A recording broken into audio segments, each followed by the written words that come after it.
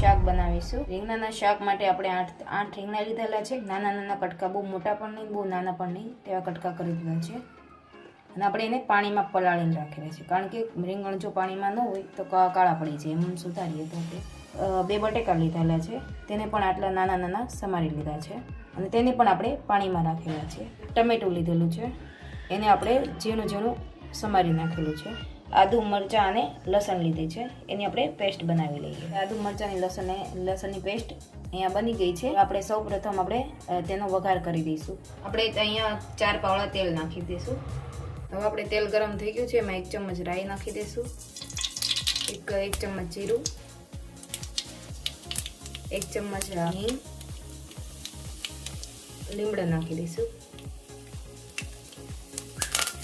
1 તમાલપત્ર, મરચાં લીધેલા છે સુકેલા, 1 તજ લીધેલું છે કટકો, અને લવિંગ લીધેલા છે આપણે, તો તેને બરાબર મિક્સ કરી દઈશું આવી રીતે। હવે આપણે આદુ મરચાં અને લસણની જે પેસ્ટ બનાવેલી છે તે તેને એડ કરી દઈશું તેલમાં।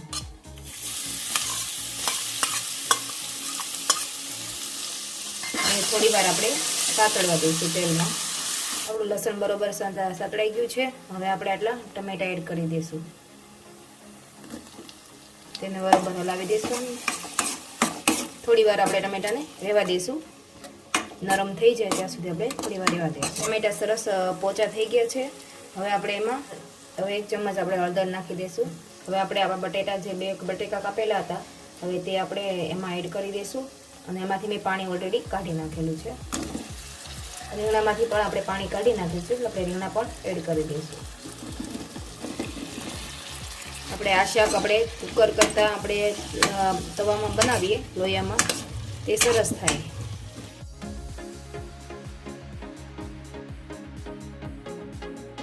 સરસ મિક્સ થઈ ગયું છે। આપણે સ્વાદ અનુસાર આપણે નમક એડ કરી દઈશું, અડધી ચમચ જેટલી આપણે ખાંડ એડ કરીશું। રીંગણાનું શાક હોય એટલે આપણે ખાંડ તો નાખવી જ પડે, તમે આની જગ્યાએ ગળ યુઝ કરો તો પણ ચાલે। હવે તેને આપણે બરાબર મિક્સ કરી દઈએ। હવે આપણે રીંગણ બટેકાને આપણે વ્યવસ્થિત આપણે તેલમાં સાતળવા દઈશું થોડી વાર અને તેને બરાબર ઢાંકી દઈશું। આવી રીતે ઢાંકી દઈશું અને તેમાં અડધો કપ જેટલું આપણે પાણી નાખી દઈશું। પાણી ગરમ થઈ જાય પછી આપણે શાકમાં એમાં એડ કરી દઈશું। પાણી ગરમ થઈ ગયું છે, આપણે શાકમાં એડ કરી દઈશું અને આપણા રીંગણા પણ બટેકા પણ વ્યવસ્થિત સતળાઈ ગયા છે,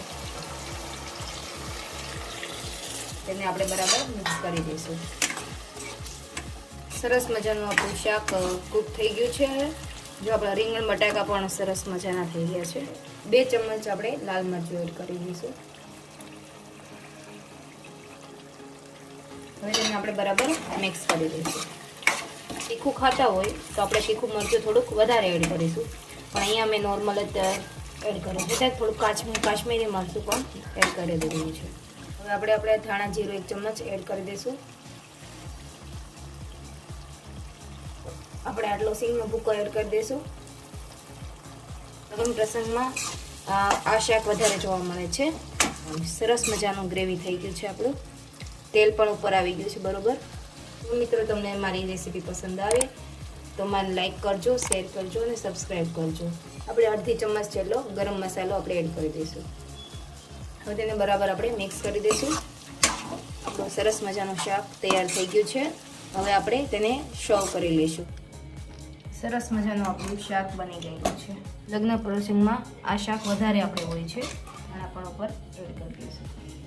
સરસ મજાનું આપણું રીંગણાનું શાક તૈયાર થઈ ગયું છે। જો મિત્રો તમને મારી રેસીપી પસંદ આવે તો લાઈક કરજો અને શેર કરજો અને સબસ્ક્રાઈબ જરૂર કરજો।